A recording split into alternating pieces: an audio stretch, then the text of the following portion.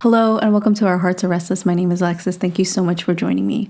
What you just heard in the beginning of this podcast were my two little children, ages 2 and 3, praying in Latin. And I just wanted to play that for you just to demonstrate that you can learn Latin. It is so easy. I mean Latin prayers. It is so easy, and especially with song. And we'll get into that with the Gregorian chants and stuff like that. We're gonna dive into that later, but this is something so dear to me because I've been wanting to talk about this for a while too, and someone had requested it a while ago, and I love it. I love praying in Latin. It has enriched my prayer life and my life in general, and I want to share this love with you. And I'm sure there are some of you out there who've been wanting to try this for a while but don't know how to do it, where to start. And so this is what this video is about. But first, we're going to talk about why. Some reasons why we should learn to pray in Latin. So first thing is that it's the sacred language of the church. And that alone is really cool. It's just cool to pray in the sacred language of the church. And Latin is not dead. It is not a dead language, according to G.K. Chesterton. It is the question of a dead language and a dying language. Every living language is a dying language, even if it does not die. Parts of it are perpetually perishing or changing their sense. There is only one escape from that flux, and a language must die to be immortal. And that is Latin. That is the sacred language of the church. It is not dead. It is so alive, and it just is so enriching. And I go to the traditional Latin Mass, and that's where you can also witness it. It is so alive. It is not dead. And just like our faith, that is the beauty in it.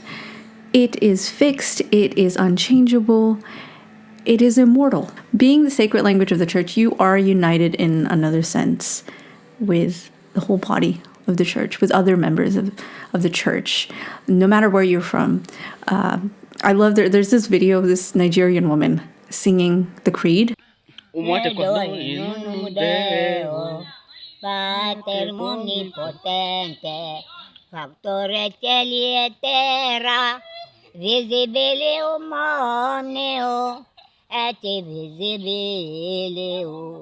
Et nonum Domino Iesum Christo, Filium Deo unigenitum, et una Santa Catholica, ec Apostolica Ecclesia, confiteorum baptisma, irremissione peccatorum, et spectrum resurrectione mortuae, et vita ventuli seculi. Amen.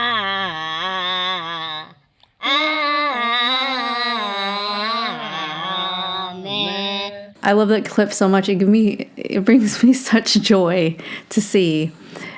You see this woman sing the creed, and it's equivalent to what I have experienced in the past I go to, like I said, I go to the traditional Latin Mass, and I converted into the Catholic faith in Canada.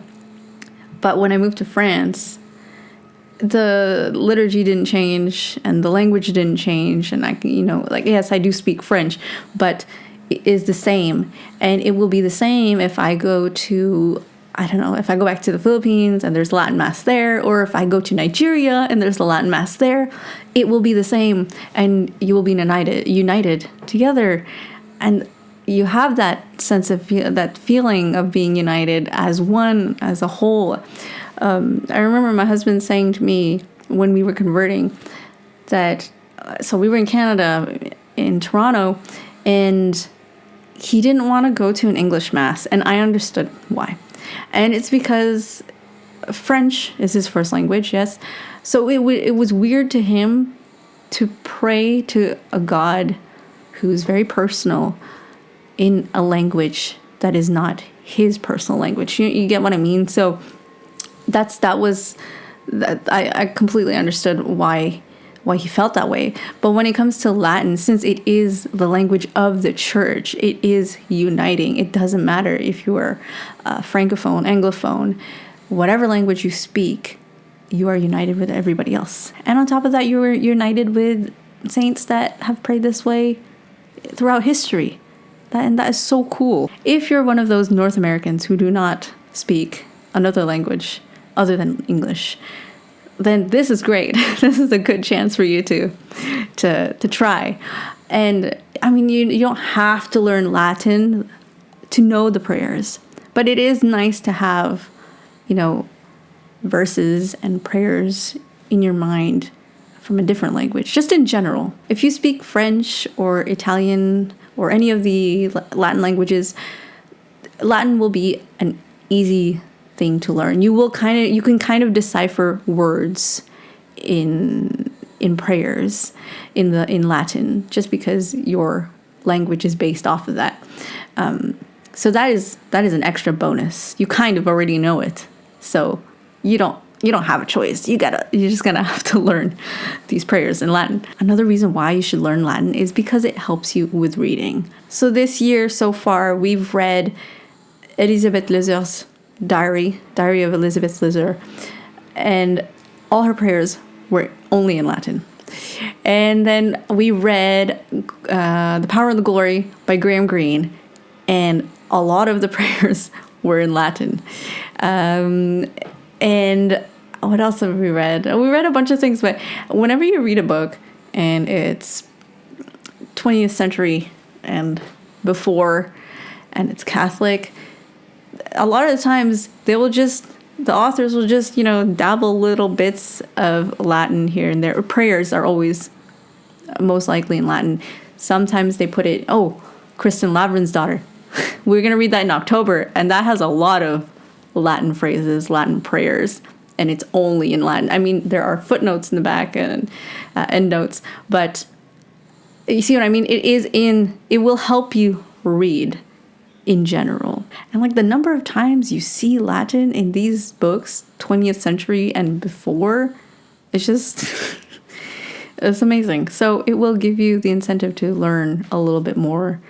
And whenever you see prayers in Latin in a book, you kind of just have a little smile and say like, that's a nice touch. And then you feel a little smarter, just a little bit. This is the most important one for me. It helps my mindset. When I pray, and I pray in Latin, like for example, I pray the rosary in Latin, it shifts my brain from, I know it's a different language. How can I explain this? So kids, for example, little kids who are multilingual, they associate a language with a parent. So for example, my kids, they know I'm their mom. Of course they know I'm their mom, but they speak to me in English, and they know mom is going to speak in English. My husband is French, and so they're going to speak to him in French, and they associate the language with the person. And so they address the person differently. Do you see what I'm saying? So when it comes to Latin, praying in Latin, that's what it does for me. It shifts my mind from the world to thinking about the world to thinking about God. And there's this sort of, because I'm not a Latin scholar, because I am not fluent in Latin, there is this sort of mystical experience. Because I don't understand it all, there is a sense of mystery, just like God. And because this mystery becomes more evident, so does the presence of God. Does that make sense? Let's get to it. How do I pray in Latin? Okay, pronunciation. It's fairly simple. I'm not going to go into details of how to pronounce it, going through each syllable, because I don't think that would help you. This is the layman's guide to learning how to pray in Latin. A layman who does not know Latin very, very, very well. I'm not a Latin scholar. But it's fairly simple. You read what you see, for the most part. There are some combination letters like AE that doesn't sound like it's a. Sometimes the C sounds like a ch sound instead of a k sound. Yeah. So, but the easiest way to actually learn it I think, is to listen, to just listen. And one way you can do that is by listening to Gregorian chant. I used to listen to this album of Benedictine monks on Spotify. I don't have Spotify anymore. I haven't had it for a long time. But they went through all the prayers. They started with the Creed, and then the Pater Noster, Ave Maria, etc., etc. And that helped me a lot. That's one way you can do it. You can go to a Latin Mass, because every Sunday you're praying the same prayers, and if it is a high Mass every Sunday, then it will be sung. And singing is so helpful, or even just listening to it. You don't have to sing it. If you don't like to sing, or if you feel kind of shy, I get it. But it is much easier to retain words through singing. And that's how my children learn. That's why they sing their prayers, because I know they will be able to retain that, the words to the prayers, and they have. And so you can do that. You can go to the Mass or listen to an album on Spotify or YouTube. Unfortunately, I don't have the album in mind, but it was really good. It was very simple, just Benedictine monks chanting, Gregorian chant, as long as you repeat it all the time. And like I said, if you go to the Mass once a week, or if you go to daily Mass and it's, like I said, a Latin Mass, you will eventually learn it without having to force yourself to learn it. But singing or listening to Gregorian chant is one of the best ways to learn it faster. I have put together a prayer pamphlet thing, like a pocket size, that you can put in your wallet, just because for me, I'm someone who doesn't like to pray with apps. Like, I know there are apps like Hollow and everybody loves it, but I really don't like having my phone when I'm praying. I try to avoid it just because I know it's just going to lead me into not praying. So for those of you who are like me, I made this thing. You can print it. You just sign up to my newsletter, and it's free, and it will send it to your email box. And basically, it's a printable. I have it in English and in Latin, and you just fold it like that, like accordion style, and it has the sign of the cross, the Creed, Pater Noster, Ave Maria, Gloria Patri, and then also it also has act of hope, act of love, act of charity, and the act of contrition, St. Michael prayer, and the Angel of God prayer, all in Latin and in English. And with that comes, I've also put together the prayers for the Rosary, the mysteries of the Rosary, and the Fatima prayer and the Salve Regina, the Hail Holy Queen prayer at the end in Latin here, so that you can pray the Rosary in Latin. And all you have to do is sign up to my newsletter. It's completely free, and it will send it to your email box. And this is because, like I said, I'm someone who does not like to use my phone to pray. And I wanted to help you out if you are the same, if you're trying to avoid your phone as much as possible. So you can take this along with you, put it in your pocket or in your wallet, wherever that it fits. So that's why I tried to make it as small as I could. And you can learn it this way. You know, if you have 5 minutes that you have to wait for the bus, or waiting for your coffee, or at the doctor's office, you can pull this out and learn it that way, and just read over them. And like I double printed, so you can have that with you all the time, and you can learn it that way if you don't know it. So I hope this helps. Let me know if it has helped you, and if you use it, and if I can make it any better, you know. Yeah, so I've made that for you. So how do you go about it? So if you're complete So if you're a complete beginner, you've never heard the prayers in Latin, first of all, listen to them. And second, take it one prayer at a time. So if you have never, like I said, never ever prayed in Latin before, just take the sign of the cross, right? The Signum Crucis. In nomine Patris et Filii et Spiritus Sancti. Amen. And then just do your prayer as you usually do. Like if you're going to do that before a rosary, just pray the sign of the cross in Latin before you do your rosary. And then once you get that one, then you can start doing the credo. I preferred, like my kids know the Pater Noster, the Our Father, and the Ave Maria and Gloria Patri, because I gave them that first before I haven't really given them the credo because it is very long. So you can do it that way. Like I said, my prayer routine with my kids in the morning, we generally say in nomine Patris et Filii Spiritus Sancti, Amen, and then we do Pater Noster, and then we do 5 Ave Marias, and then we do the Gloria Patri et Filio et Spiritus Sancto, and then we do the Salve Regina. And the Salve Regina took them a while, but I found that like I said, singing with them really helps, and they know it by heart now. Like they can do it. They just sing it randomly in the house sometimes.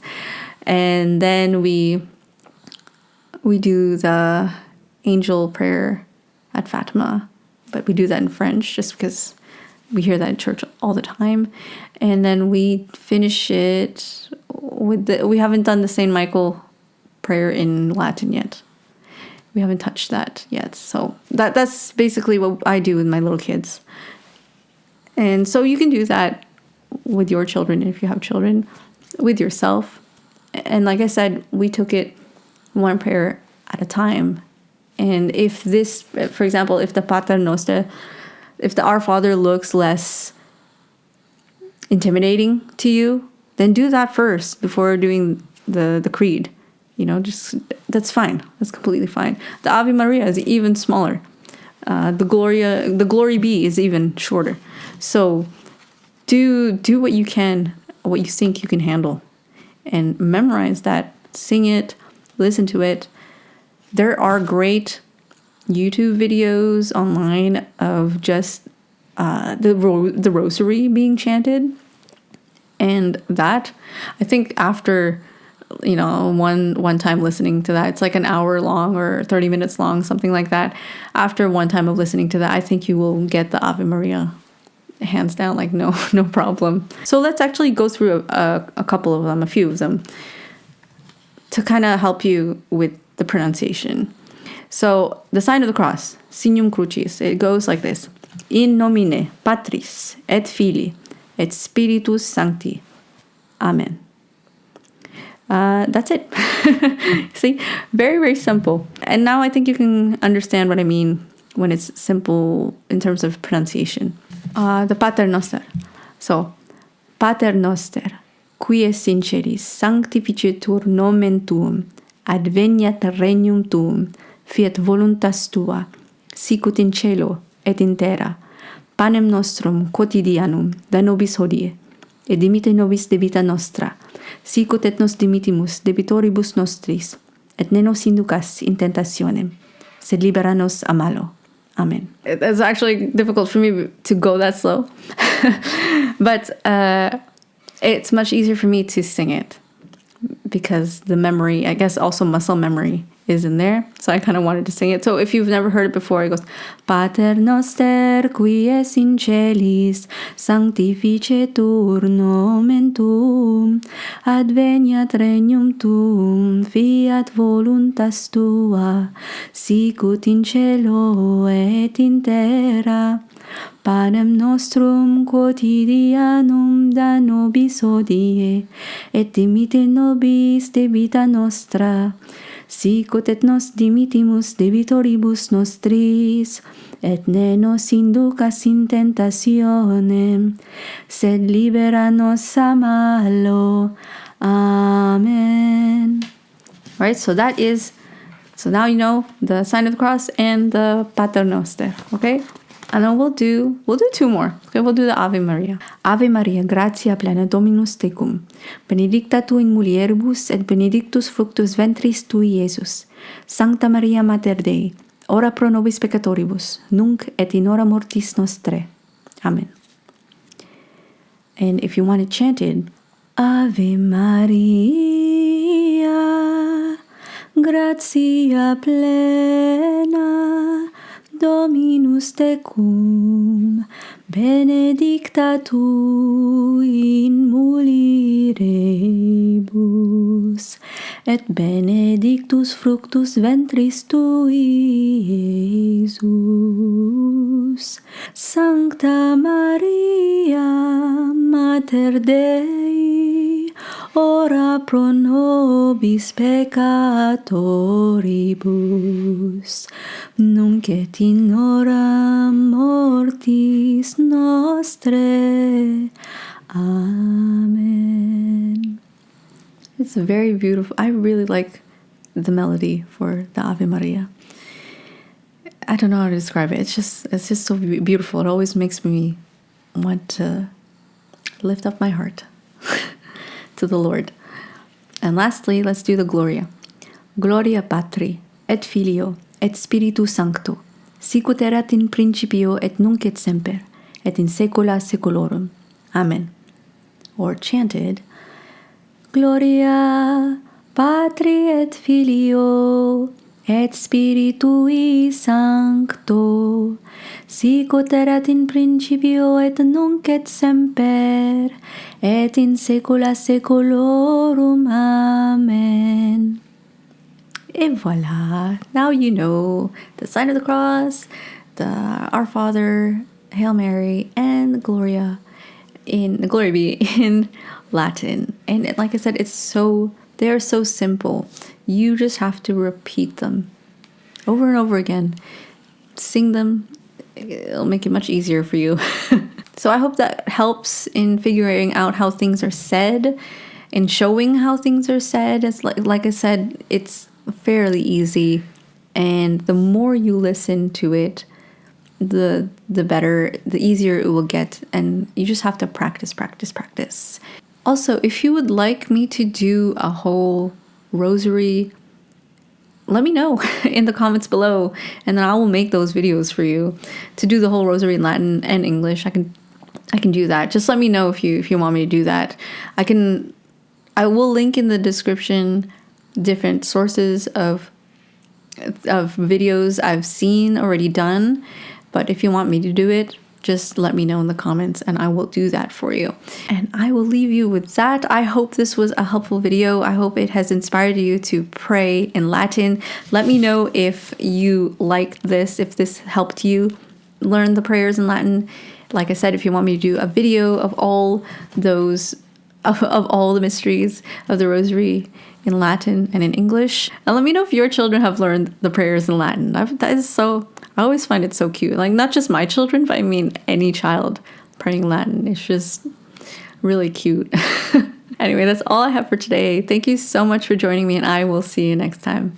God bless.